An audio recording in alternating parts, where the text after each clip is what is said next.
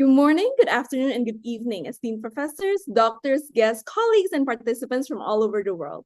Welcome to Early Menarche in Adolescents, Why to Treat, When to Treat, How to Treat, an international webinar conducted by Global Pediatric Endocrinology and Diabetes and the Endokrinology Working Group of the Indonesian Pediatric Society. This international webinar aims to discuss the very important topic of early menarche in adolescents to drive discussions regarding why, when, and how to treat it. Before beginning today's webinar, I would like to inform you of the rundown of this webinar. We will begin with a welcoming address from the President of Global Pediatric Endocrinology and Diabetes. Then we will have an introduction from one of our speakers, Professor Aman Pulungan, regarding the context of early menarche, specifically in Indonesia. We will then have 2 case presentations followed by a discussion session.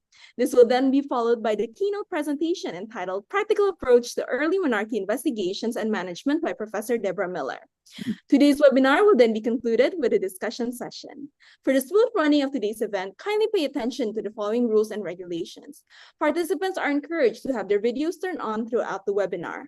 Participants should keep their microphones off unless permitted by the moderators. And to obtain a certificate of attendance, participants are required to attend the entire duration of the webinar and fill in a feedback form which will be distributed at the end of the event. To officially open the Early Menarche in Adolescents, Why to Treat, When to Treat, and How to Treat webinar, we will now respectfully invite our first speaker to deliver the opening remarks. Without further ado, to the professor who needs no introduction, to Professor Jean-Pierre Chanoine, the time and screen is yours. Thank you very much, Arleta. Good morning, everybody. And it is a pleasure to introduce this second webinar organized together with the Indonesian Pediatric Society and with Professor Aman Pulungan. I am professor at the University of British Columbia in Pediatric Endocrinology and Diabetes. And I'm also president of Global Pediatric Endocrinology and Diabetes, which is a non-governmental organization that aims at supporting our colleagues in pediatric endocrinology and diabetes around the world. We have had a very fruitful collaboration with Professor Aman Pulungan over 10, 15 years. We were just discussing this before the beginning of the webinar. And this is actually our second webinar. The first webinar was on congenital hypothyroidism screening in Indonesia. The second webinar, as was mentioned, as Arnetta was mentioning, is on early menarche. The goal is really to identify a question that is relevant and of interest for pediatricians in Indonesia, and to have several case presentations, which we'll have this morning, together with a presentation by an international renowned person. And this case will be Professor Deborah Miller from Vancouver in Canada. And after that, we will have several answers to the questions that have been already presented prior to the webinar, but also we'll be more than happy to take live questions as they come. So this is really a pleasure to pursue this collaboration together. And without further ado, I will leave the speaker to Professor Aman Pulungan. Thank you, Professor Chanoine, for your opening remarks. We will now proceed to the next agenda of the webinar. The following agendas of the webinar will be moderated by a very distinguished speaker. It is my great honor today to introduce our moderator for this webinar. Professor Aman Bakti Pulungan is a professor of pediatrics and the executive director of the International Pediatric Association. With 28 years of experience, he has spearheaded diverse diabetes programs, including the World Diabetes Foundation's Type 1 Diabetes Mellitus Initiative and Changing Diabetes in Children in Indonesia. He has also pioneered newborn screening in Indonesia. As a clinician and as a researcher, he has authored over 100 scientific articles covering genetics, growth patterns, and global health. Notably, his work earned him honors from the Indonesian Ministry of Health, the Turkish National Pediatric Association, and the Royal College of Physicians, Ireland. He has also received the Republica.co.id Inspirational Figure Award in 2021 for his contributions during the pandemic. As an active member of international medical associations, including APES, ESPE, and ISPAD, he is dedicated to enhancing child health worldwide. Without further ado, to Professor Pulungan, the time and screen is yours.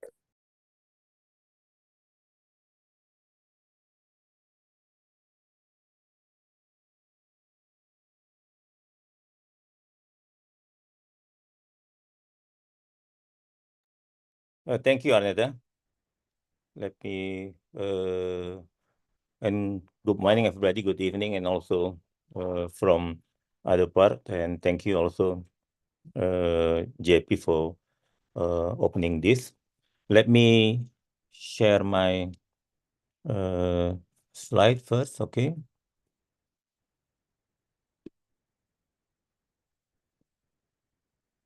Okay.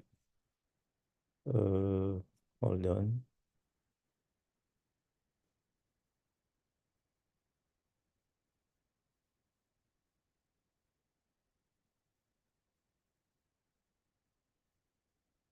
Okay. How is my slide, Anita? It's okay? Yes, Professor, it's very clearly Okay. seen. Yeah, before we start the webinar, and Professor Miller will discuss as a keynote speaker. Yeah, when discussion with Professor JP and also Professor Miller, I have to give a background why this is important actually. Early menarche, whether this is be a problem. We don't know whether this is a problem right now or maybe in the future. But a lot of my patients right now, some of them, they came in late, and some of them, they don't know what to do. So let's see what's happening actually in Indonesia with 700,000, 17,000 island. We have 38 province. So we start with Professor Batubara data in 2010. Let's say the mean age of menarche during that time is almost 13 years old. Yeah, and their BMI level is 15 percentile. So if we take a look what happening in Netherlands between 6th to 18th century, the menarche is 14 to 15 years old. And in 1928, menarche earlier to 13.7. 1965, menarche 13.4. 1980, menarche 13.3. 1997 is 13.1. So 13 is still not changing mostly, maybe about a couple months. So what happening in Indonesia, of course, socioeconomic studies appear to influence the process. So changing the secular trend, we can see Professor Batubara data. So in Indonesia, the data, his data in 2005. So he's the one who started publishing, I think, the first one about menarche. I couldn't find it another previous article about this. So the menarche varied from 12.5 to 13.6, and body mass index varying, of course, here. And we can see Dr. Anang Girimulyo from Solo data. So the menarche about 12 years old. So it's getting younger. So this is the data from 2019. So about, 15 years or more than 10 years from Professor Batubara data. And the prevalence of early menarche was 11.1 during that time. And almost 99% of this population, they already had their menarche at 14 years old. So you can see early menarche for this study related to overweight and obese in adolescents.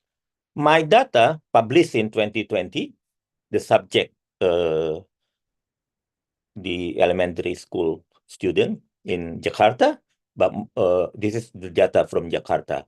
It's getting younger, 11.9.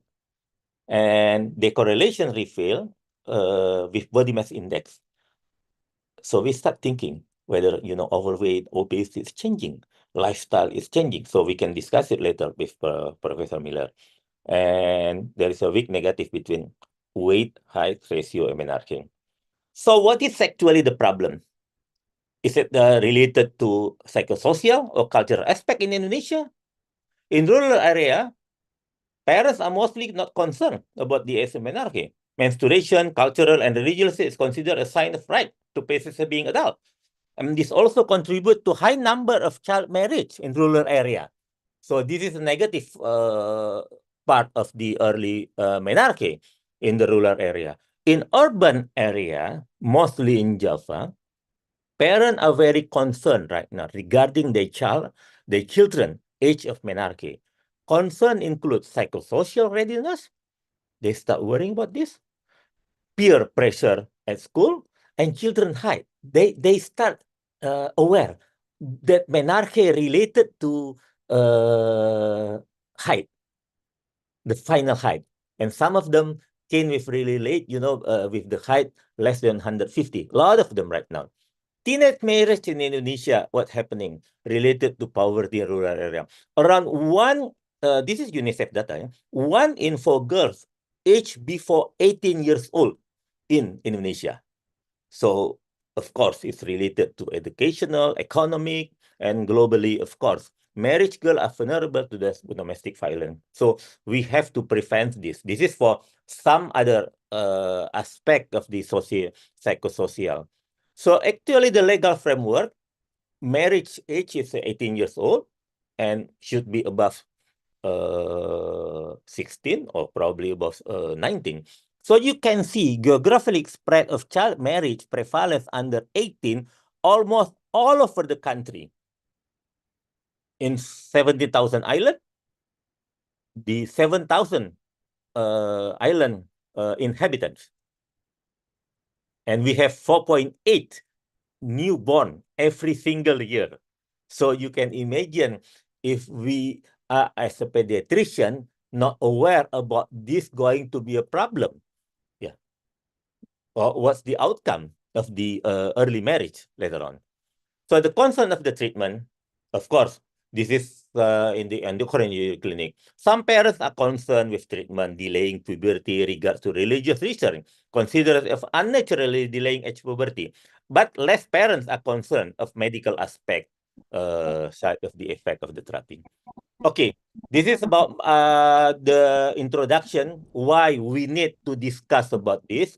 But we have to, we will have about, the case. I think the first presentation, please, I think, Dr. Stephanie, you can share your case. I think Stephanie is going first, yeah? Yes, Prof. Yeah, Dr. Stephanie is a pediatrician from Karyadi Hospital, University Diponegoro. Please.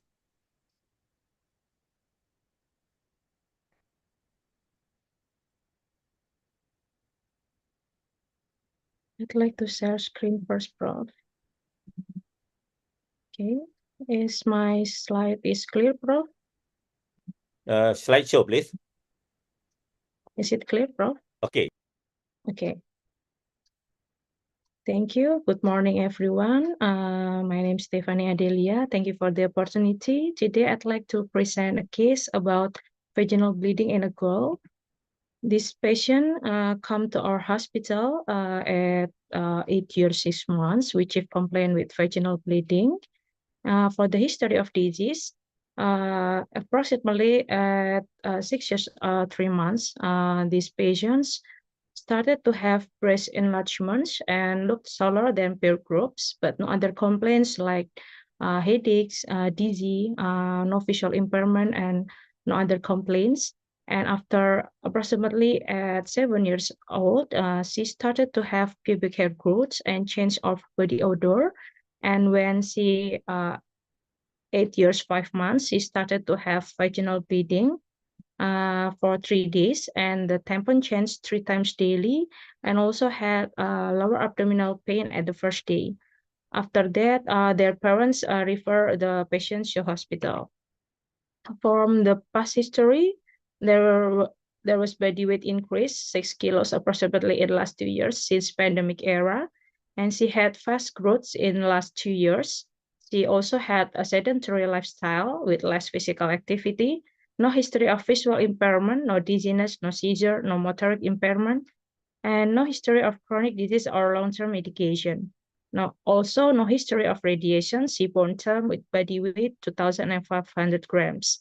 From the family history, her mother menarche at 12 years old, and no other history of puberty impairment in her family. From the anthropometry, when the patients came to our hospital, she was 8 years 6 months with body weight 43.5 kilos with body height 140 centimeters. And from this scores for weight for age, she was in 2.21 standard deviation with height for age score in 1.87 standard deviation, and for the body mass index for age it was in 1.84 standard deviation with mid-parental height of these patients is in 153.5 centimeters. From the CDC growth chart, we can see that these patients, her height was in a percentile 97 and above of the potential height, genetic potential height of her parents, and the body weight of this patient was in a percentile 99. From the examination, physical examination showed normal vital signs, no cafe au lait, normal neurologic examination, normal abdominal examination with the tenor stage of this patient, mammoth 3 and pubic hair 2. From the laboratory examination, we did a basal hormonal examination that taken in the morning with basal LH was in 3.42 milli international per mils, with basal FSH in 4.01 milli international unit per mils, and basal estradiol was in 19 picogram per mils.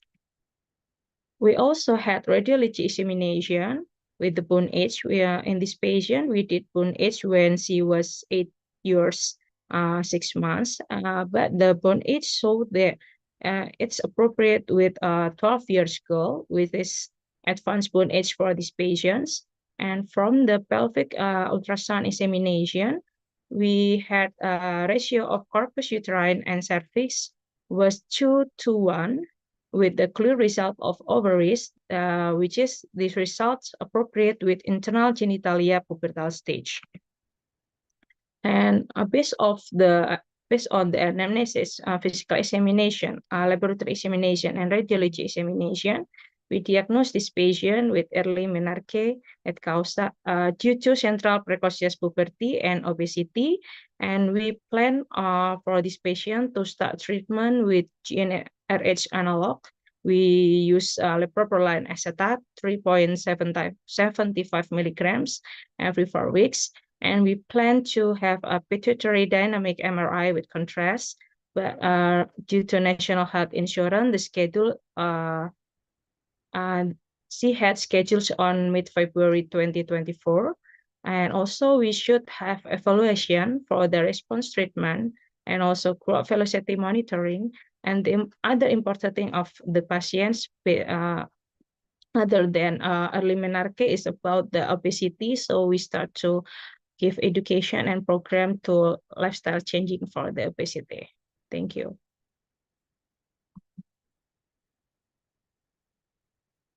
Thank you, Doctor. Thank you, Dr. Stephanie.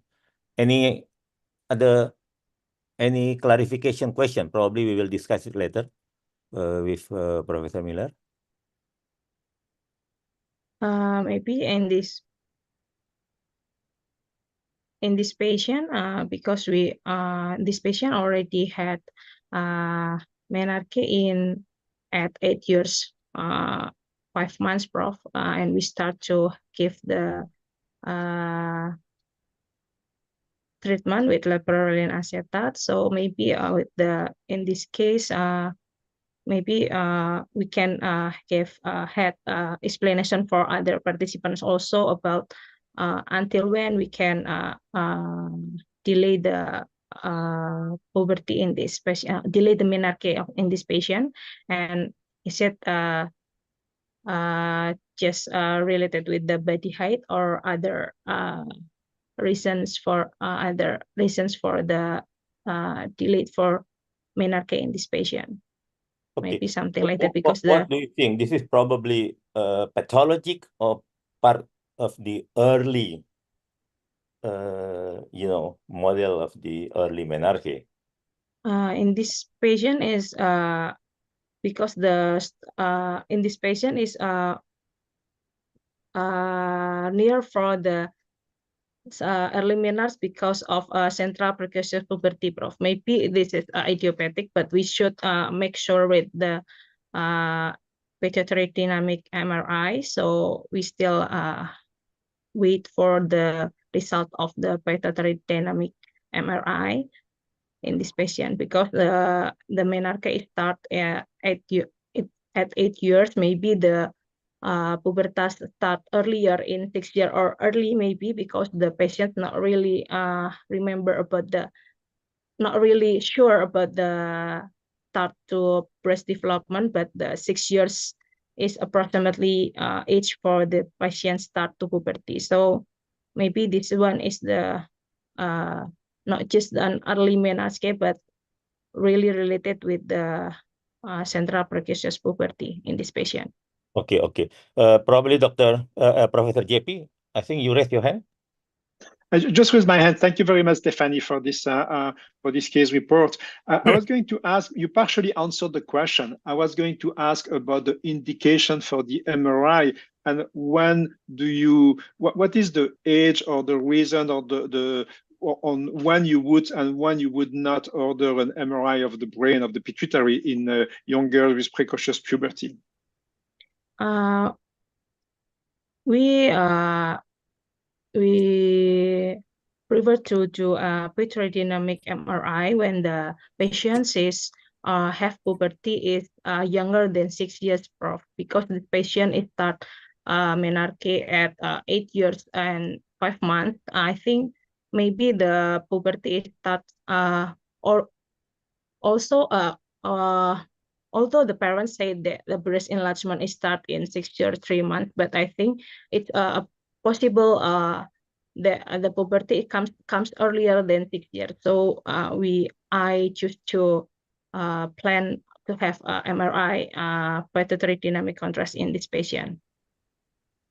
Thank you. Okay. I think we have another case. Thank you, JP. Thank you, Stephanie. Well done. Thank you, Prof. For the second case, I would like to invite Dr. Putih Naindra, pediatrician from Jakarta. Please, you can present your case. Thank you, Professor. I would like to share my screen.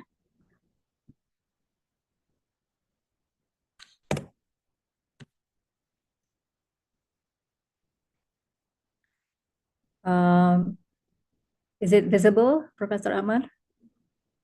Yes, go ahead. Thank you. So thank you, Professor Ahmad, for the introduction. Good morning from Indonesia, professor, doctors, everyone. As mentioned earlier by Professor Ahmad, I would be sharing another case of a girl with premature menarche, but the setting of this case was a private clinic. So here we have a 9-year and 10-month-old girl who experienced light vaginal bleeding around 2 weeks before her parents brought her to the clinic. According to the patient and the parents, her breast started to develop only 1 year prior to the visit, and this was followed by the appearance of pubic hair. Her parents also noticed that there was a sudden increase in height in the last year. So she has been getting much taller in the last year, and that she had low level of physical activity.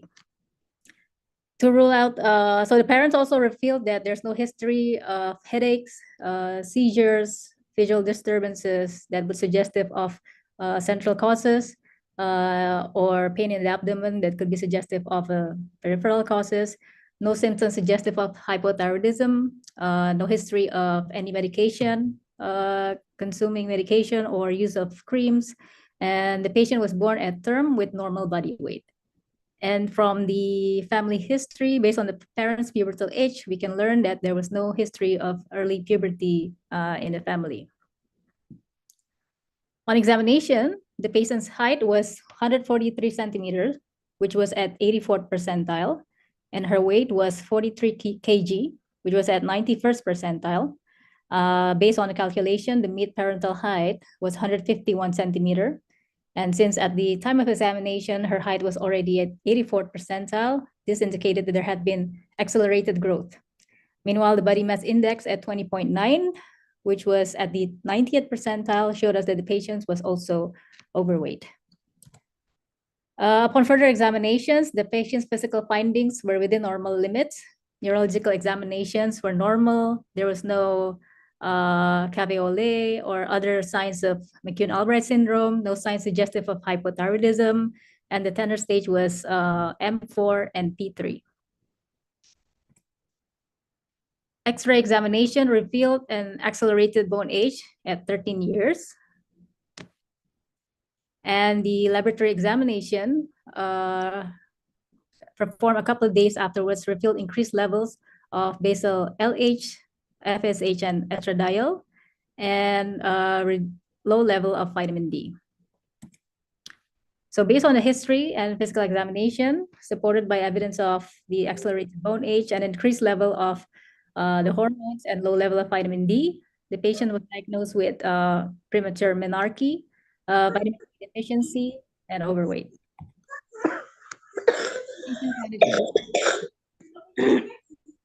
Patient's management plan was to start GnRH analog therapy, beginning with a monthly dose of 3.75 milligram and treatment of vitamin D deficiency.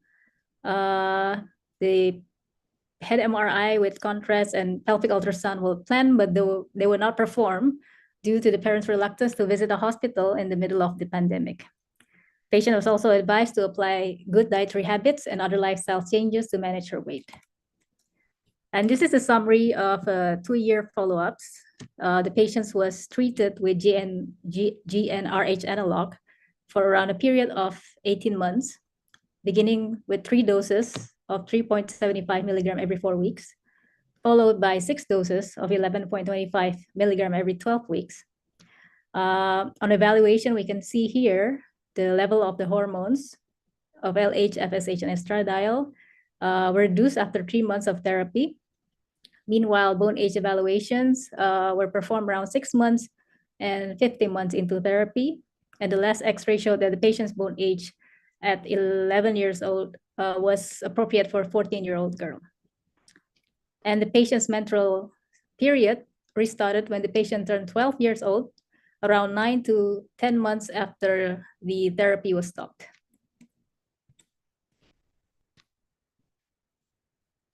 And this is the growth chart of showing the growth velocity monitoring. We can see that in the last follow-up, which was only around 2 months ago, the patient's height was 152.2 centimeter, which is just 1 centimeter above the mid-parental height based on the calculation. Thank you. Thank you, Dr. Putih. You can stop sharing, please. Okay. Well, we can share for 1 or 2 questions for clarification from audience, please, if any, because this is a bit different background of case compared to the first case. Yeah. So, yeah, we can discuss it whether this is related to the psychosocial judgment for the treatment, and the bone age is already 13 years old. So, any question or clarification from the audience?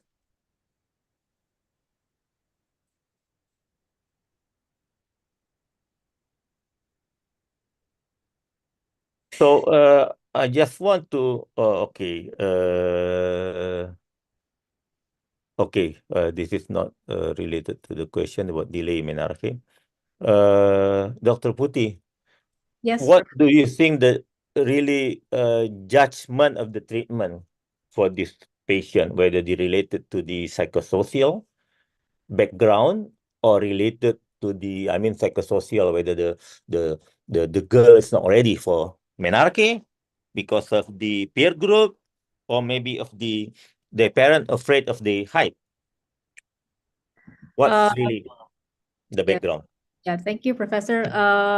In this patient, initially that the parents was more afraid or more worried about the patient's height and the potential height. But then, as we can see, the bone age was already at 13 years of age, and the at the end of the therapy, he was already 14 years of age. And we can see also after the last bone age, there's still one more injection of GnRH analog. This was based on the request of the parent because they feel like, and the patients also felt like that she was not ready to experience menstrual period. Okay. Please, Dokter. I think Dr. Sumudu, ya. Dr. Sumudu, please. Dr. Sumudu, Seneri Piratne, you can introduce also. Yes. Thank you very much. I'm Professor Sumudu from Sri Lanka. I'm a pediatric endocrinologist. And it's very interesting to see that we have been experiencing a very similar trend where we've been seeing lots of girls coming in around 8-9 years of age with probably idiopathic central precocious puberty. We've done MRIs in many of them, just to be on the safe side. It's all been normal. And I have one small question about this patient. So you mentioned that you continued GnRH analogs once the bone age is 14. I had a similar case where the girl presented at 8 and her bone age was, I think, it was very close to 14, but she was very short for her mid-parental height. And I did give her GnRH analogs, hoping it will work. I think it was 13 and a half. The good thing was that we found that she did gain height, contrary to what we usually expect. Based on our expectations, she did gain a considerable amount of height after her bone age was 14 as well. So I see that you have also continued GnRH for a little bit of time. I wonder whether you saw increment in her height after her bone age was 14 and whether you have any idea how much she gained, just to see whether there's a similarity. Thanks. Okay, Dr. Putih, please answer. Yeah. If not, we can discuss it with Professor Miller later. Yeah, go ahead. Thank you very much, Dr. Sumudu, for the question. So your question was whether there was an increase in height after we stopped the therapy. Was it the question? After the last injection? Actually, after her bone age was 14, and I think after you noted that her bone age was 14, will you see what was the height increment afterwards, please? Maybe I share the screen again.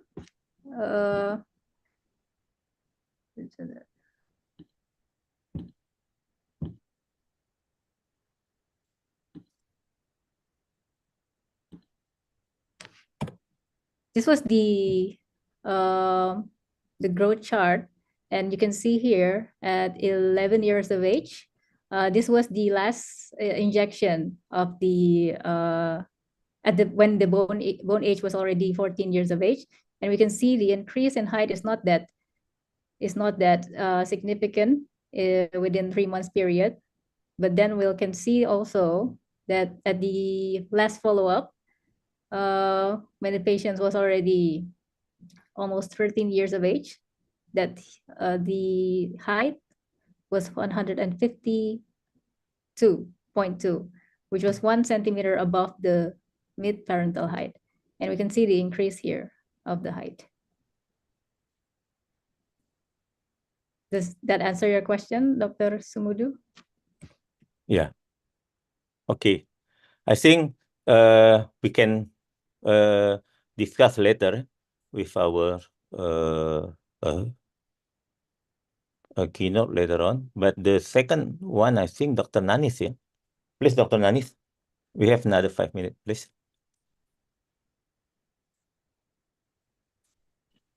Dr. Nanis, I think you raised your hand before. Prof. Aman, my question is the same with the previous. Okay. We can discuss. Okay, this is a really, a gray area for that. I think, yeah, a lot of other concern about this.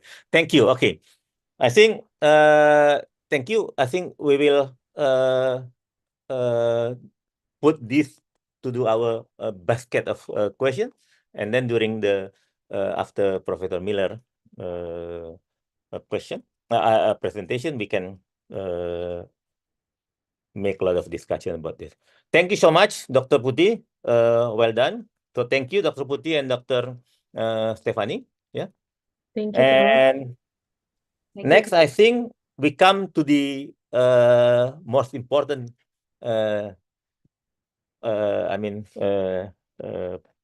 times of the webinar. I would like also to invite Professor Deborah Miller. Before, I would like also to read her CV. Please put on the CV also. Professor Miller is a clinical professor in obstetric and gynecology at the University of British Columbia. She maintained an active adult practice in general obstetric and gynecology in Vancouver. She's the head of division of pediatric adolescent gynecology. I think this is really important because not very many department of gynecology have a special interest in pediatric and adolescents. Yeah, I think in Indonesia, I think we should start have this kind of interest or special group. At the BC Children's Hospital in Vancouver, and has had a tertiary referral practice in pediatric adolescent gynecology at the BC Children's Hospital. Her major interest in pediatric and adolescent gynecology concern the support and treatment for individuals with Mullerian anomaly condition, as well as caring for individuals with DSD. So this is quite interesting, including for DSD, disorder of sex development.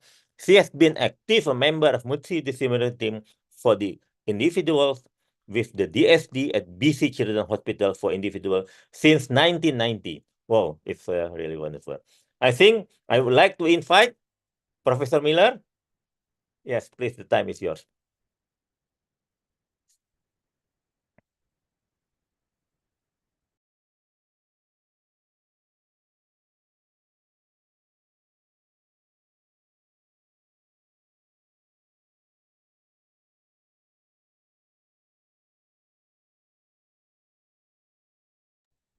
Can you see my slides?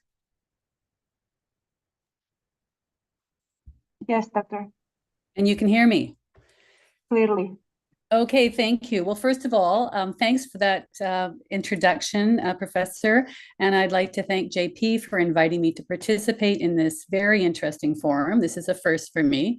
I'm very happy to be here, and I'm excited to share some of the ways that we assist practically girls with bleeding problems in our young patients here in BC. In BC, firstly in Canada, we customarily begin all of our meetings with a land acknowledgement. So I just like to acknowledge that I'm presenting today from the traditional and unceded territory of the Musqueam Nation here in BC. I'm very grateful for the long-standing care and stewardship of this beautiful place, and it is really a privilege to live and work here in British Columbia. Just a disclosure slide, I don't have any affiliation with any pharmaceutical or medical device organizations, and I don't receive payment or funding or support for such an organization. So the learning objectives here today are just to do a brief review of early puberty, to explore options for treatment, and to gain comfort with practical treatment options to manage early bleeding patterns in girls. So as far as is puberty occurring earlier in girls? Well, Professor Aman's already said yes, and in a short answer, yes, it is. When I started in practice, the lower age of puberty was thought to be 9 in North America. That got shifted to about 8 years in the mid-1997 or so. And there has been lots of data worldwide to document this secular trend. So there's been an ongoing trend towards the earlier age of breast glandular development at approximately 3 months per decade during the time of this study from 1977 to 2013.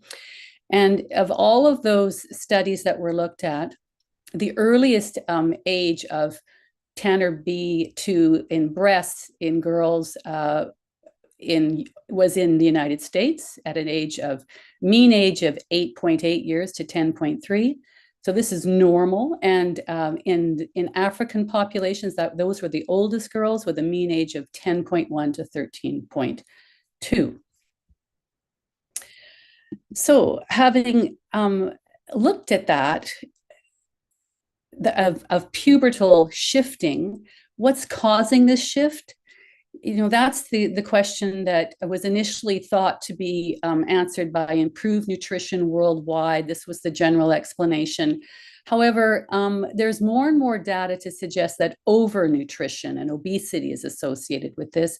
And there's a lot of evidence to suggest that environmental influences through endocrine disruptors are believed to be strongly influencing this. So an endocrine disruptor is any chemical or mixture of chemicals that can interfere with any aspect of hormonal action, whether it's synthesis, secretion, binding action, or elimination. And there's just a huge list of these chemicals. Phthalates are chemicals that are ubiquitous in our cosmetics and our soaps. They're just everywhere. The world is contaminated with phthalates. They're thought to be disruptors. I've mentioned a number of other chemicals. There's also food preservatives, and these are termed obesogens. These chemicals that are used in processed foods to protect from contamination and to prolong preservation can interfere apparently with a satiety center. And so individuals consume more food and have a higher caloric intake. And that might be part of what's driving the obesity epidemic. So we know that the trends for higher BMI and the prevalence of obesity in children and adolescents is worldwide. It parallels with the trend in early puberty. We don't know if it's causative. We know the obesity epidemic has been worsened by COVID-19 pandemic, and it's certainly worsened by lifestyle changes with decreased activity and dietary changes.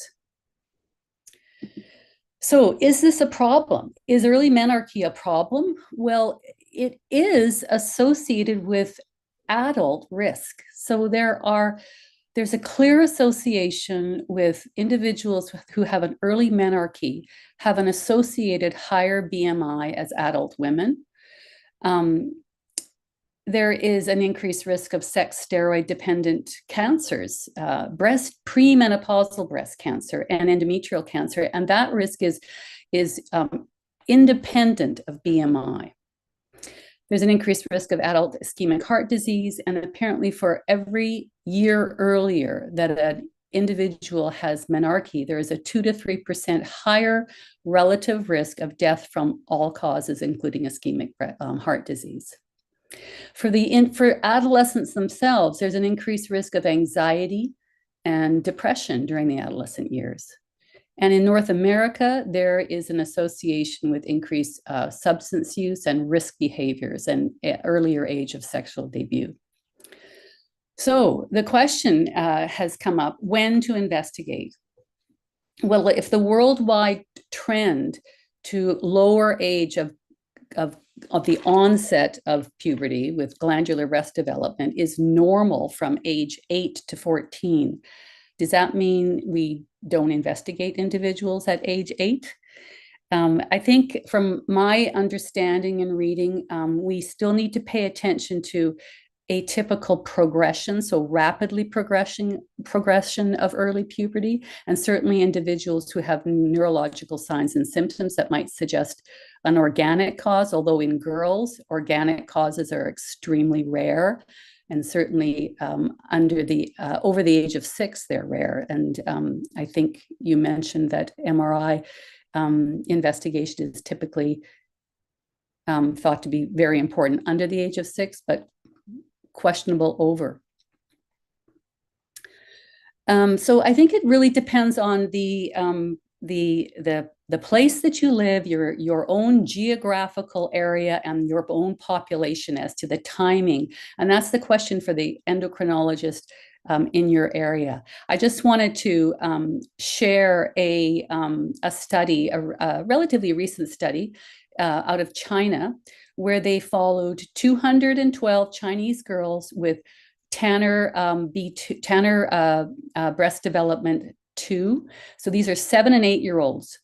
And of those 212 girls, only one had peripheral cause of precocious puberty and ovarian origin. They all were screened with ultrasounds, the usual GnRH stimulation test and hormone investigation. They didn't MRI all of them. They MRI'd 135 girls. And of all of those that were MRI'd, none showed a pathologic finding. There were 13 incidental findings in the area of the hypothalamus and pituitary, but they were not causative for precocious puberty. So the investigators suggested that organic causes are rare in girls at 7 to 8 years of pubertal onset.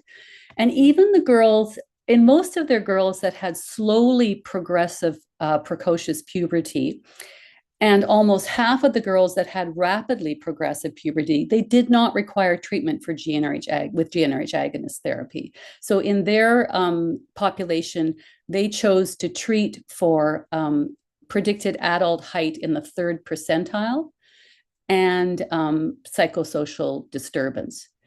But most of them didn't require treatment. And I would say that in Vancouver, here, where girls present with early, slowly progressive puberty beyond the age of 8, we would then consider menarche is going to occur 2 to 2.5 years after that. It would be acceptable not to treat unless there was a predicted short adult height or if there were psychosocial concerns around bleeding, although bleeding is still off into the future. So treatment for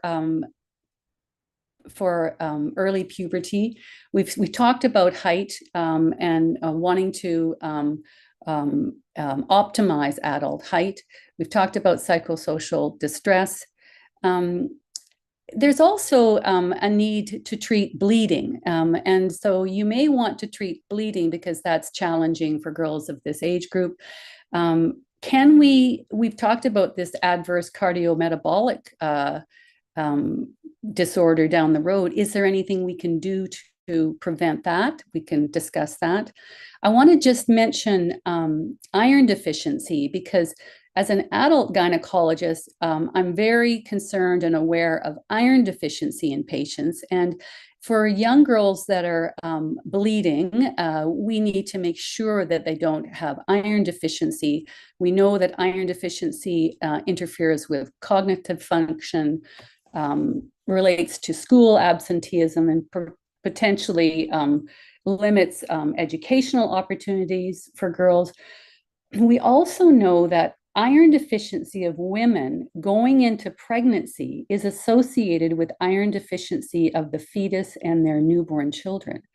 And there's been a lot of interesting recent work on iron in the fetal period and the early year or two of life, and that this is associated with permanent neurodevelopmental changes, and they can be associated with poorer memory and slower brain processing speed and even risk of autism. So this is a very important thing to address iron deficiency in young adolescent girls.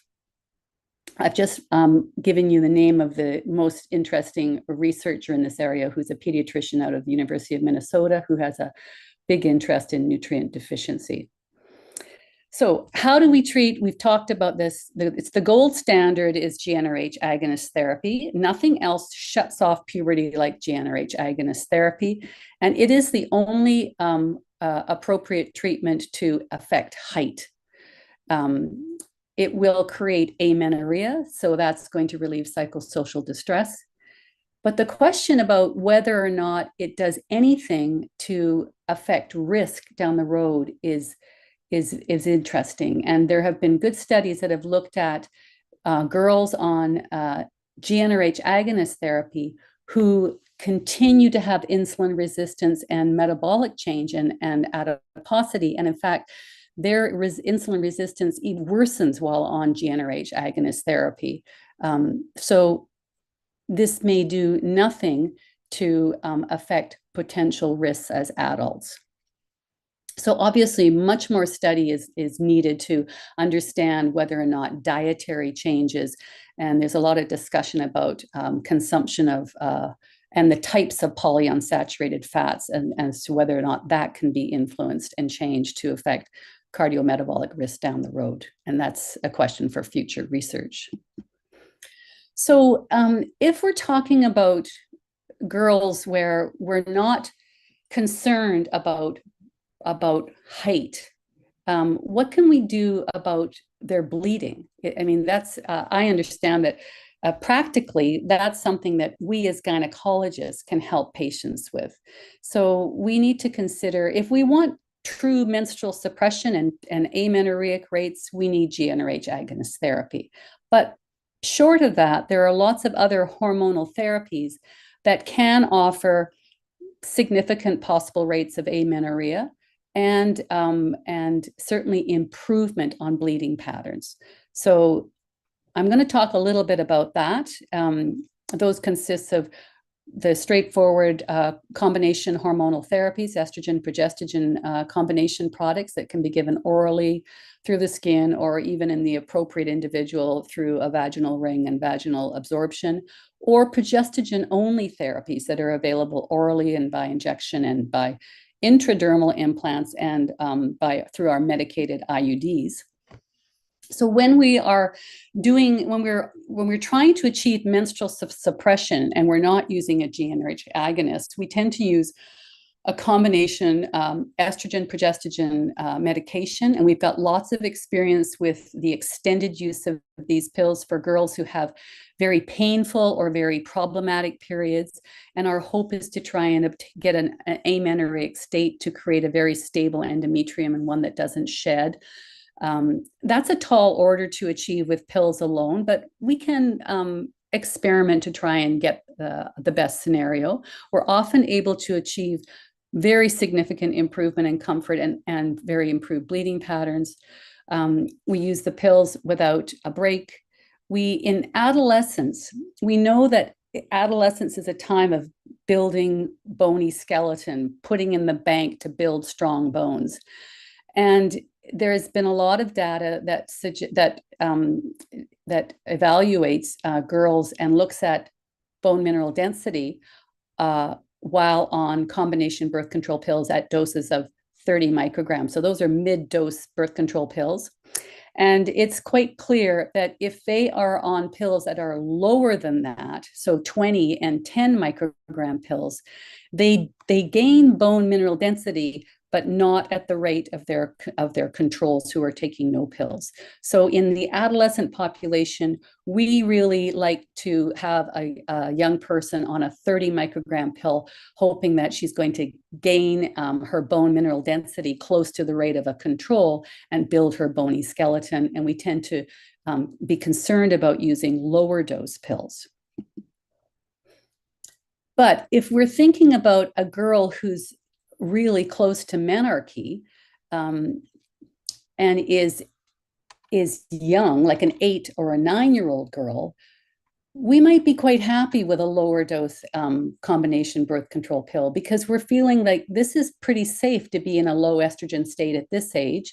We can keep her on a low estrogen state. We're not so worried about her building her bony skeleton until such time as we stop her medication, say at age 12 or so, and then let her gain her physiologic estrogen state and then start to build her bony skeleton. So in this case, we can consider using our lower dose ethanol containing pills, but remember that we might not be so powerful in controlling bleeding patterns with these lower dose pills. Now, some of my endocrine colleagues always raise the concern about using estrogen in these very young girls, because they are well aware of the knowledge of how estrogen works on long bones and accelerates growth and closes epiphyses. So it's always been a discussion without much evidence to support what happens clinically in these patients. And this is the very first study that I have ever found that actually looks at this question. This is a small study out of Ann Arbor, Michigan, that looked at just 80 patients. These are girls that are close to menarche. So these girls came into the emergency room with heavy menstrual bleeding within 3 months of their menarchal bleed. They were age 10 to 15. They were then followed for 2 years, and height was recorded amongst 3 different groups. One of the groups was treated with combination birth control pills containing estrogen. They mentioned that the dose was variable, and we don't know how many had a mid dose or the lower 20 dose. And there was only 16 girls in that group. There were also girls that were treated with progestogens alone, 10 girls, again, small numbers, and 54 that were treated that did not require hormonal treatment. So these girls were followed. And at the end of 2 years, the control group gained 6.5 centimeters of height, which is what you would expect. Typically, we think by the time you've had menarche, you've achieved 97% of your adult height with a anticipated 6 centimeters more of growth. The progestogen-only group gained 7.2 centimeters. That's not statistically significant. So again, gaining the remainder of their anticipated growth. And the estrogen-treated group, although the numbers were low, their gain in height was less. So they did have a statistically lower rate, a lower total growth in their height. So is that clinically significant? I think it does depend on the height of your population. So if we're dealing with a population who have a low anticipated adult height, that might be significant. And maybe you would be cautious about using estrogen and using the lowest dose of estrogen that you can use. And maybe you'd want to use a progestogen. So our aim with the combination birth control pills is to shut down the hypothalamic pituitary axis, use it in an extended manner to keep the endometrium balanced. And in this group, in this very young group, consider pills that are the low dose estrogen containing pills, or maybe progestogens. So I just want to mention that, again, it's rare to get absolute amenorrhea, but in girls where we try to do this, sometimes we get endometrial instability and breakdown. And in those cases, we might try and shed the endometrium by stopping pills for 4 days, resetting it, and then going back on a continuous exposure. Or we might consider adding progestogens, because the addition of progestogens will further decidualize the endometrium and stabilize it.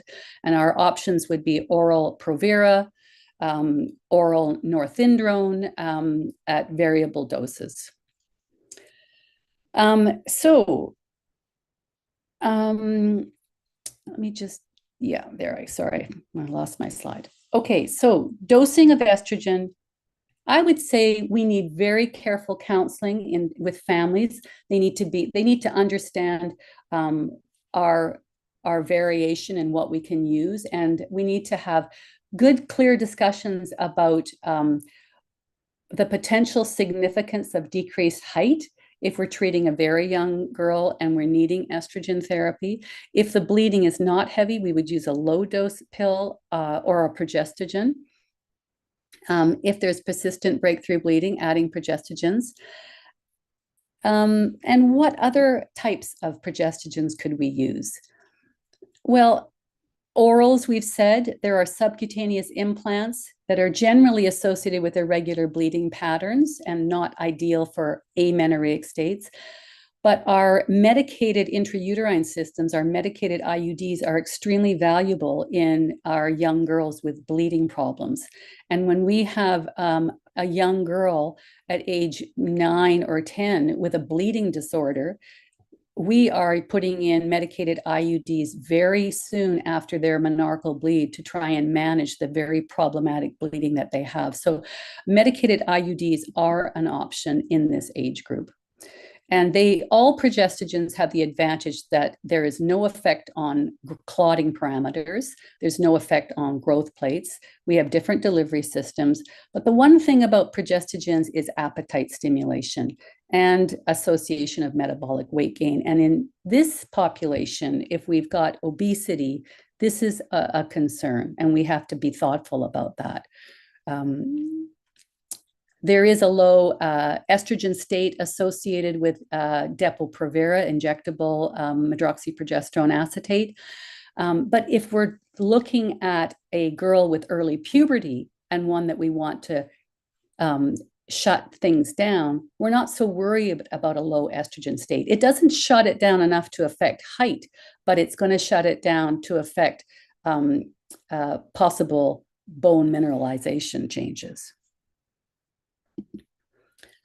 In Canada, we have another oral progestogen, which is helpful, drospirenone, which is an atypical progestogen, and that can be helpful. I'm not sure if you have that in Indonesia or not. So just looking again at the long-acting reversible contraceptions, which are progestogens given either by as an implant or as a medicated IUD, I just want to talk a bit more about depo-medroxyprogesterone.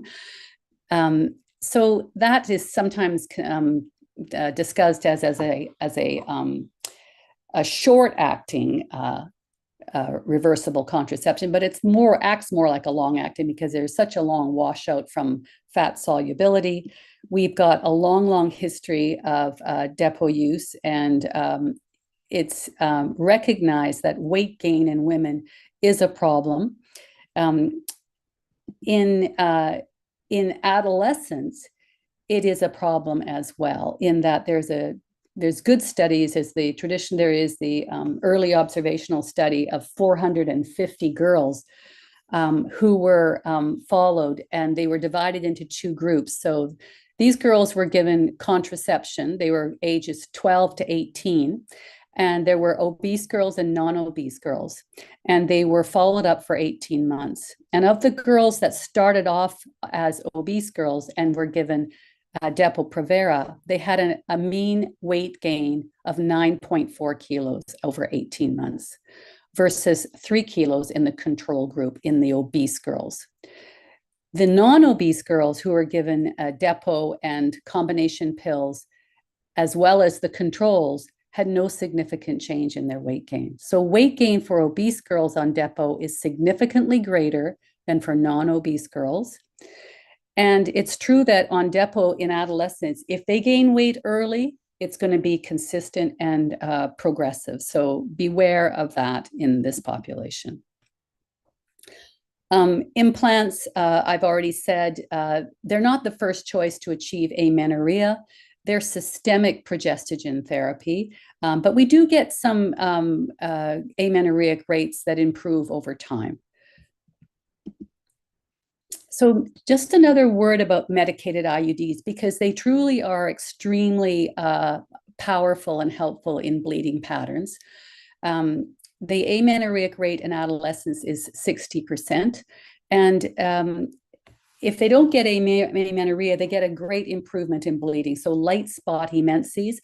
And if you were trying to, now remember, this is local therapy. It's not systemic therapy. So these girls are still ovulating and cycling along. So if we wanted to then try and obtain an amenorrheic rate on a medicated IUD, we could add a low dose combination birth control pill, which would then suppress ovulation and has a much higher rate of achieving amenorrhea. So when we use medicated IUDs in these very young girls, we need to spend a lot of time counseling and educating families and girls and caregivers about their safety and addressing all the myths and misconceptions about IUDs. And there are very many of them. Many caregivers and providers and patients and families alike are anxious and have concerns. And we need to allay those concerns and educate them and be as transparent as we can. This is going to require a general anesthetic in any young patient, but we need to talk about the side effects, which would include a slight increased risk of expulsion in this population. But really, they can be safely used. There's absolutely no effect on fertility rates or subfertility. There's no impediment to conception in the future. They can be placed in nulliparous girls. It's a common thing that we use for problematic bleeding, even in girls that are just postmenarchal. So counseling is really important. What are the goals of therapy? Are we trying to achieve no bleeding versus predictable light bleeding? We have to set reasonable expectations. We need to understand what the family's goals are and what the social environment is like. And be transparent about side effects, appetite stimulation and progestogens, possible mood changes. We haven't talked about that, but they are certainly a possibility. And anytime we start patients on hormone therapy, we talk about it as an experimental trial. And amenorrhea is not an unhealthy state. It simply reflects a very stable, balanced, thin endometrium that is not going to shed. So in summary, early menarche, yes, it's worldwide. It's not associated with sinister causes. GnRH agonist therapy is the gold standard. But if you're going to have an effect on height, you need to get in there at breast development. Remember, once you've had menarche, you've already had 97% of your adult height. So you're going to have a very little window to affect height changes after menarche. If you're not going to use GnRH agonist therapy, we have a whole host of other options for trying to help young girls with bleeding patterns when it's a psychosocial or a hygiene problem. These are very safe.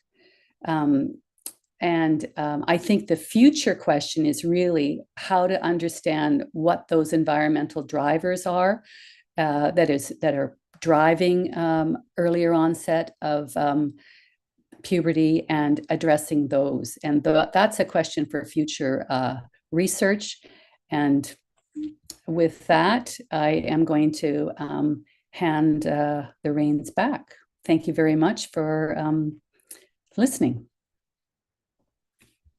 Thank you so much, Professor Miller, for really, really wonderful talks here. We learned a lot, actually. Yeah, this is, I think we are in problem now. There are more than 30 questions now. I don't think we can take all of them. Why don't we invite Professor JP here? I think we just, I'll try to use it. I'll say the first one, I think there is a question from Dr. Firmanda from Indonesia. Is it really, related to the overweight and obese related to the weight gain and to the puberty? Is it evidence yet? Do you think? Changing the schedule. I would say that obesity is a correlation. I don't think we know that is the etiology of the early pubertal onset. Okay.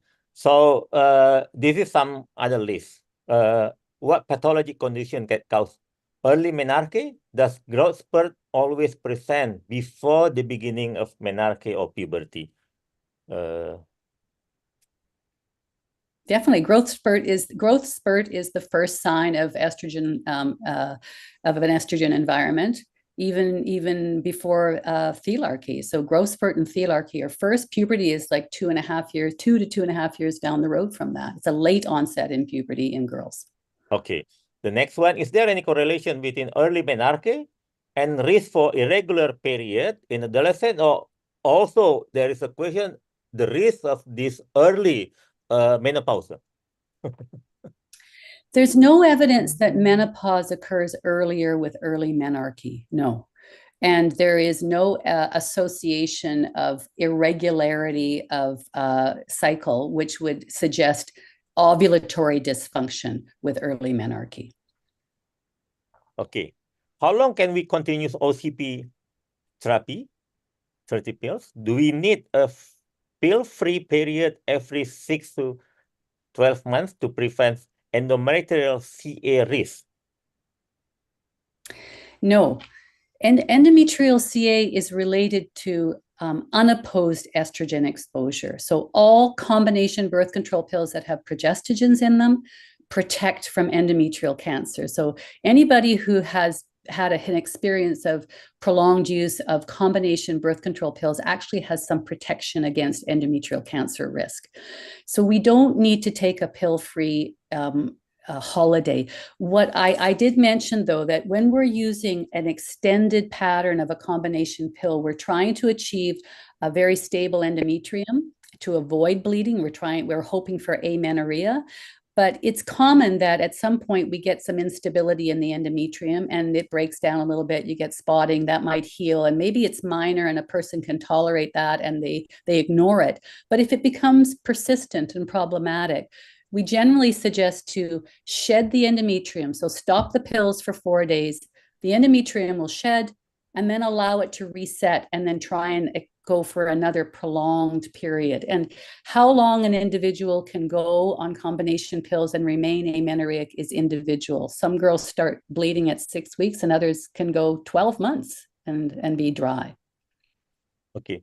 The next one, I think for you, JP, is how,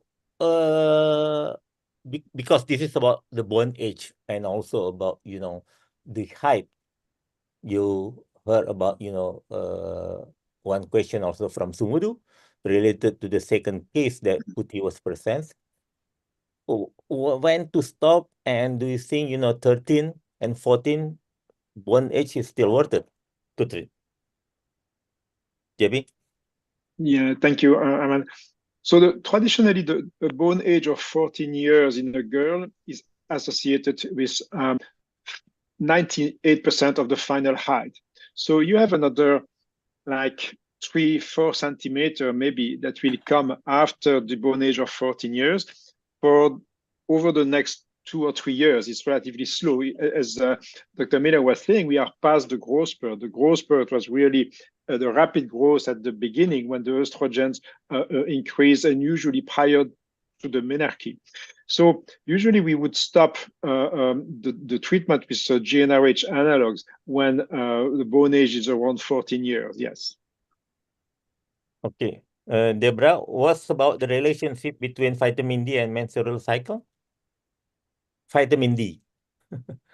Because after the COVID or during the COVID, vitamin D is really, Well, I think vitamin D is extremely important in bone mineralization, but as far as menstrual cycle regulation, no, I don't know of an association. Okay. You already answered about, relationship with the early menopause, but there is also the question, do they need any evaluation with the precocious puberty or early menarche related about fertility and any fertility preservation in the long term? There's no association with impairment of fertility or subfertility or premature ovarian insufficiency with early menarche. So they don't need any special investigation in that regard. Okay. And I think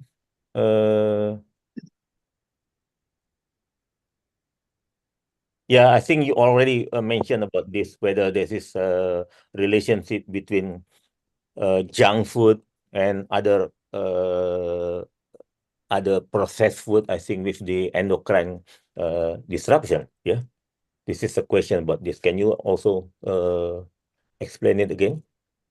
Well, I think it is a question for future study and future research. I think that there's a lot of work coming out about the preservatives in processed foods and their effect on satiety and how much calorie is consumed. So that's a obesity. That's what they're calling it, obesogens. But as far as endocrine disruptors, the endocrine disruptors that are known are more of the phthalates and the other chemicals in pesticides and things like that. So I haven't seen the food preservatives being accused of being an endocrine disruptor. Okay, the other question from Dr. Stephanie. What is the consideration to choose which, a treatment, whether this is oral contraceptive or GnRH actually, or DEPO, because we are not, as a pediatrician, really used to treat, with the oral contraception and also a DEPO injection. Most of us use the general analog treatment with the injection. So you brought, I think, other perspective that, there are also other choices of treatment.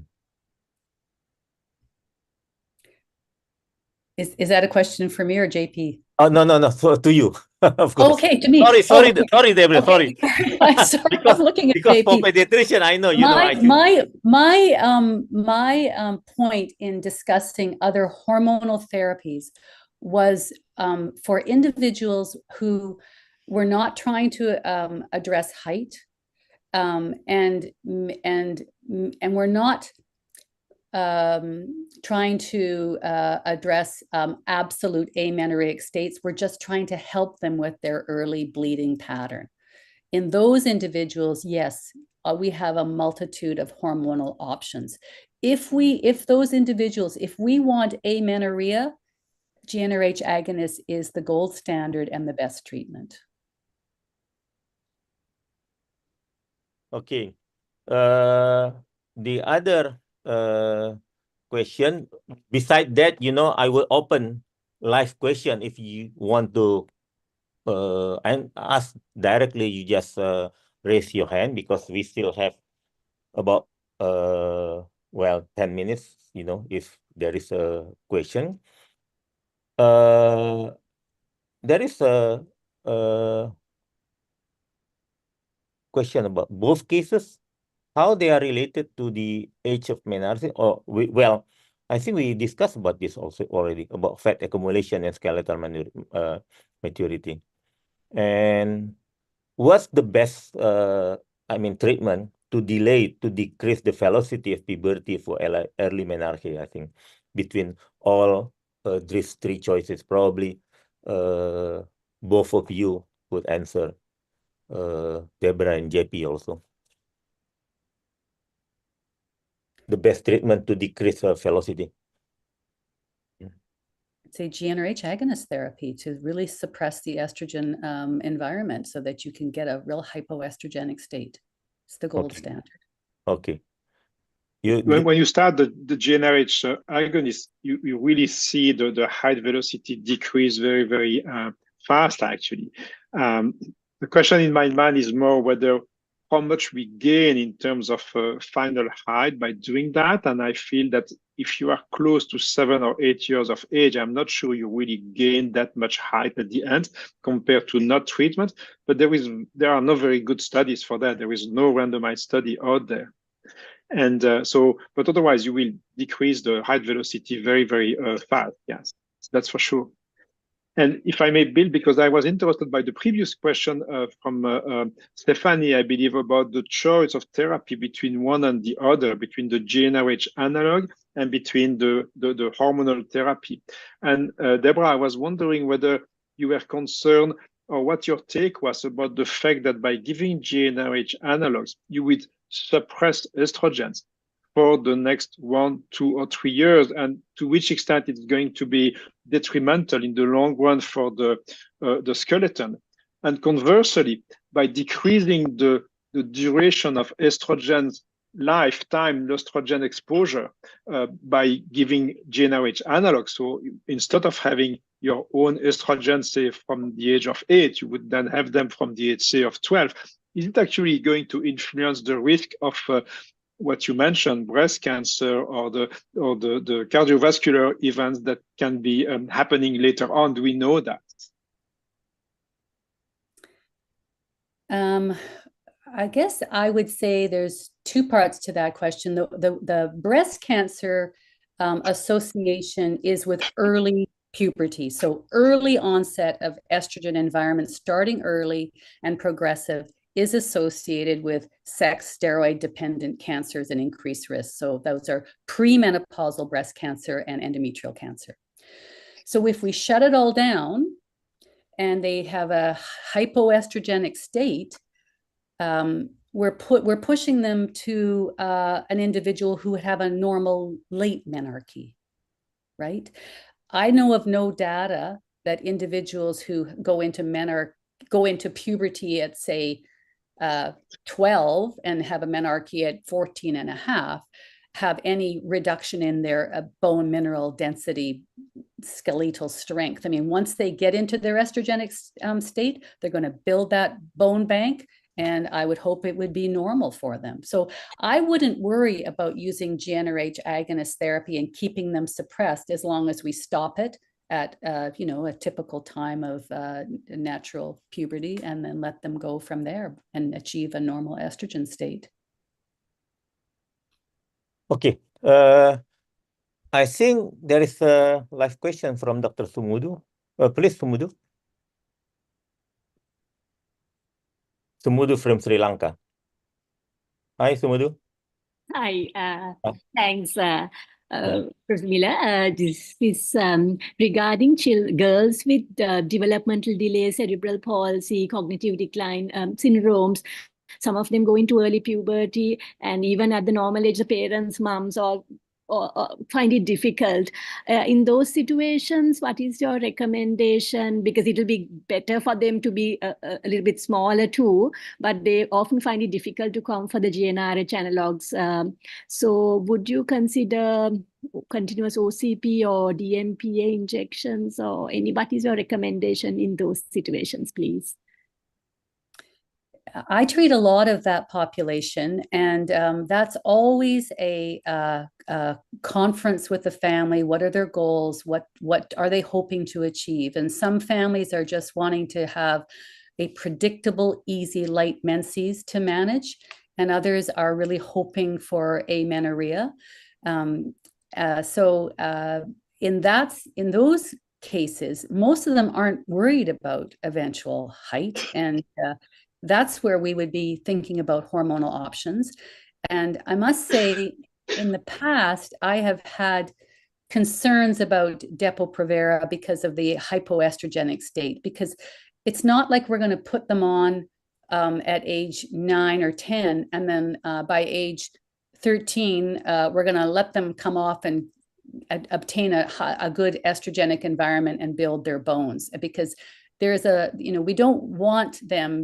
we don't want older adolescents to be hypoestrogenic. We want them to build that bony skeleton. So I have not used Depo so much in that population. We would really seek what the family wants. If they want to try pills first, we would try combination birth control pills and try and use extended use of it to try and delay menstrual shedding. But I have to say that a lot of that population chooses medicated IUDs. So when these girls are having to have a dental procedure under a general anesthetic or some other procedure, we go to the OR with them and put an IUD in. And families are very, very happy with the high rate of amenorrhea with a medicated IUD. Okay. Thank you, Deborah. Before we go to other question, I just want to, because some of the participants also from gynecology and also pediatrician here and pediatric endocrinology. What is actually the universal cutoff for early menarche, Deborah and JP? 10 or 10.5? I'll let JP answer that.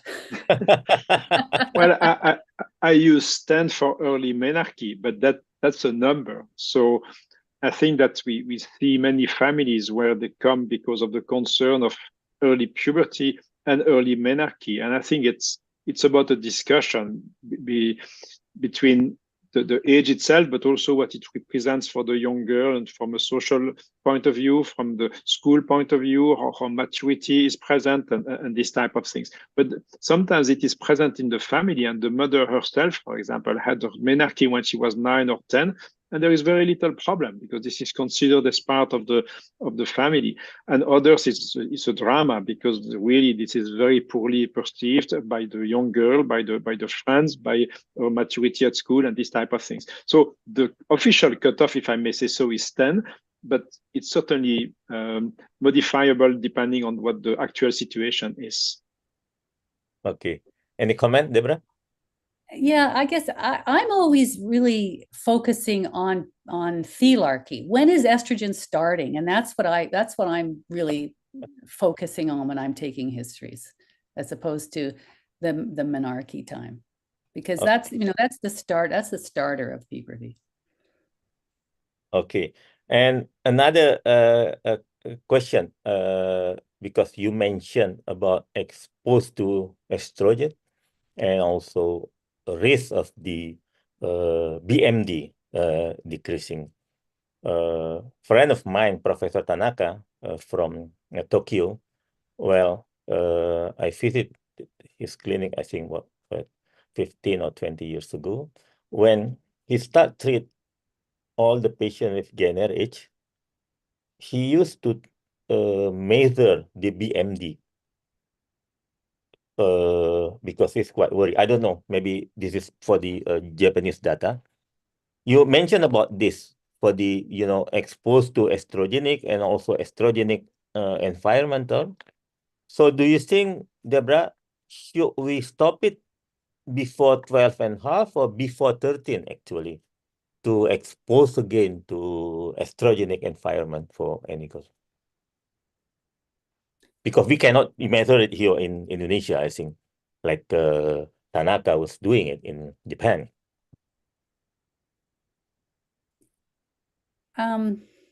I guess that would depend on your social constructs and your expectations of a 12-year-old as opposed to a 13-year-old. I mean, I don't think that there would be a clinically significant difference in the sense that once you stop it, you're going to then embark on natural progression and bone mineralization.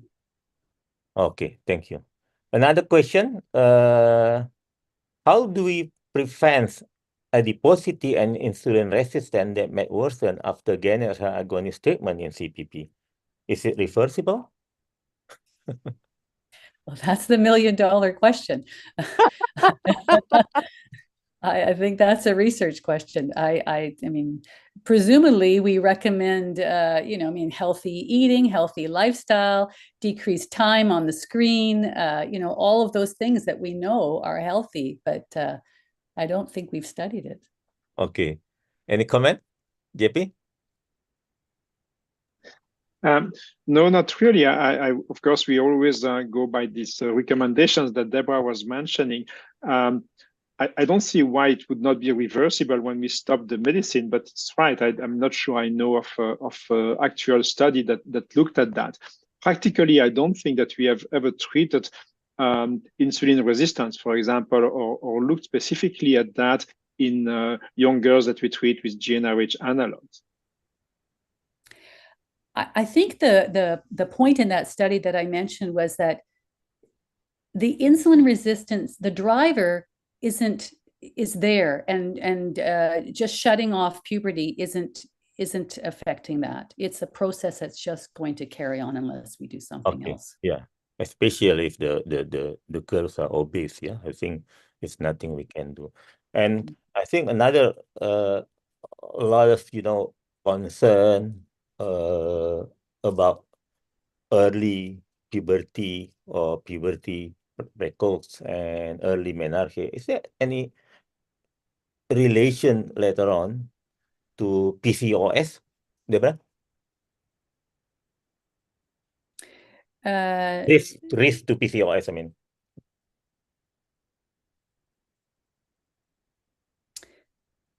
I think of them as two different entities. PCOS often has delayed bleeding, right? They can have delayed bleeding and delayed menarche despite early estrogenization because the androgens interfere with bleeding patterns on the endometrium. So I'd have to say that some of that is mixed with obesity and metabolic syndrome in there. So, you know, but true isolated PCOS, I don't think. JP, do you have a comment? No, I agree with that. I think the difficulty with all the studies is that they don't prove a cause of one towards the other. Their association, and obesity is really such a huge factor that is part of the situation. So it's very difficult to tease out what is the responsibility of obesity and what is really associated with precocious puberty itself. It's kind of very much mangled together. Okay, I think we come to the end of this webinar. Yeah, it's surprising, about still 250 people still stay, and I think some of them we have to count it. I think because almost 500 registered. Some of them join with the YouTube, not of course live with this, but the YouTube. It's really wonderful to have you, Deborah, as a pediatrician. Yeah, I think JP and I think all of us here, I think we learn a lot from you. I think we should continue, this collaboration. Yeah. Thank you so much, Deborah. And Well, of course, thank you. Thank you very much. I've very much enjoyed it. Thanks very much. Thank you also, JP. I think from GPED and also Indonesian Pediatric Society. Yeah. Thank you everybody for joining also from this webinar during Monday. I think this is your weekend, right? Yeah, thank you again. Yeah, I close this formal discussion. I give it to Aneta. Please, Aneta. Thank you again. Thank you very much, Professor Aman, Professor Deborah Miller, as well as Professor JP for your incredible insights during this webinar. Of course, no event is complete without a photo session, so let's all invite our speakers and our honorable guests as well to join the screen. And our participants, please do turn your videos on as we will be taking a photo with all our distinguished and honorable guests today. 3, 2, 1. 3, 2, 1. Let me take a picture with all the participants. 3, 2, 1. 3, 2, 1.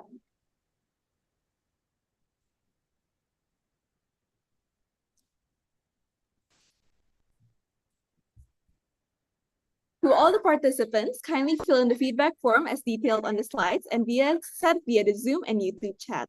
The certificate of attendance will be shared via email upon the completion of the feedback form. Global Pediatric Endocrinology and Diabetes conducts routine webinars as well as other very exciting activities and opportunities for you. Register to become a member of GPED via the GPED website as seen in the slide, as well as has been sent throughout this via the Zoom chat throughout this webinar. To keep yourself up to date, we also urge you to follow GPED on all our social media platforms as detailed on the slide.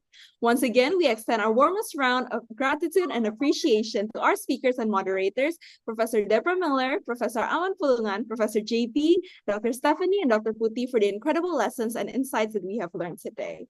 Thank you, and we hope to see you at our next webinar.